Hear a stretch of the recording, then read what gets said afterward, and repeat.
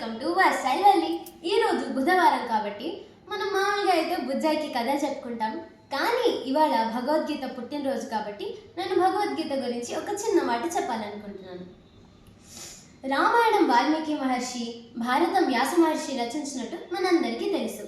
కానీ భగవద్గీత భగవంతుడే స్వయంగా చెప్పిన మాటలు కాబట్టి మనందరం భగవద్గీతని నేర్చుకోవడం, అర్థం చేసుకోవడం, పాటించడం చాలా అవసరం. ఎందుకంటే భగవద్గీత అనేది మాన్యువల్ ఫర్ మ్యాన్ కైండ్.